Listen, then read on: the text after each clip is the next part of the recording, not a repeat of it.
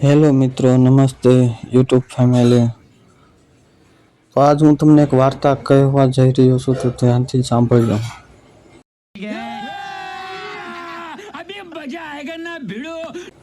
વાર્તાનું શીર્ષક નામ છે બાપા કાગડો.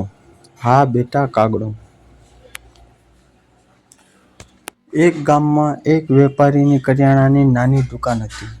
આ વેપારી આખો દિવસ દુકાનમાં બેસી ચીજ વસ્તુઓ વેચી વેપારીનો હિસાબ એક ચોપડામાં લખે.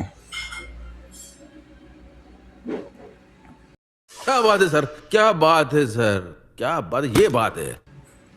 આ વેપારીનો દીકરો નાનો હતો ત્યારે દુકાને આવીને રમે. દુકાનની સામે ઝાડ પર કાગડો બેસી કાં કર્યા કરતો.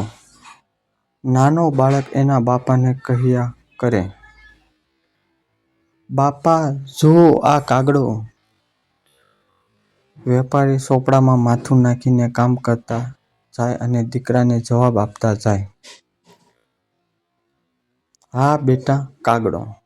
આવું વારંવાર થાય એમાં વેપારી ભૂલથી ચોપડામાં લખી નાખે, બાપા જુઓ કાગડો.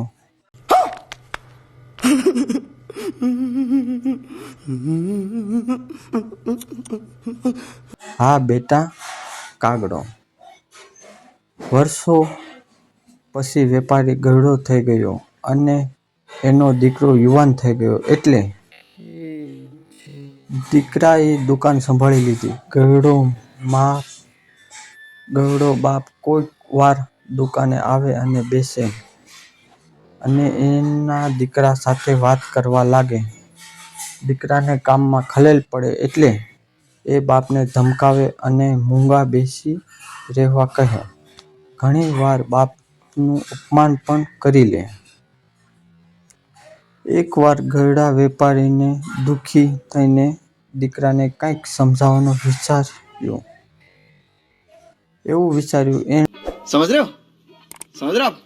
એણે વર્ષો જૂનો હિસાબનો ચોપડો દીકરા પાસે મૂકી દીધા. ને દીકરાએ આ ચોપડા જોયા તો એમાં વાંચ્યું, બાપા જુઓ આ કાગડો. હા બેટા કાગડો.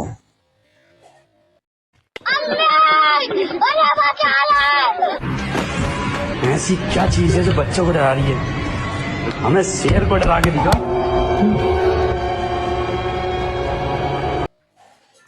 દીકરાને એના બાળપણની વાત યાદ આવી ગઈ કે પોતે સતત રમત કર્યા કરતો અને એ આવું બોલ્યા કરતો ત્યારે એના બાપ જ્યારે અકળાયા વગર એને જવાબ આપ્યા કરતા એમાં એનાથી ભૂલમાં આવું લખાઈ ગયું હતું.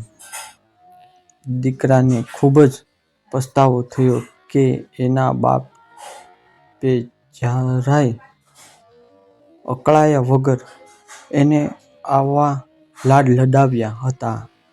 જ્યારે પોતે ગરડો થઈ ગયેલા બાપનું અપમાન કરે છે અને એમને વાત જ નથી કરવા દેતો, ત્યારે પછી દીકરો બાપનું ક્યારેય અપમાન ન કરતો અને એમની સાથે વાતો કરીને એમને આનંદ રાખતો.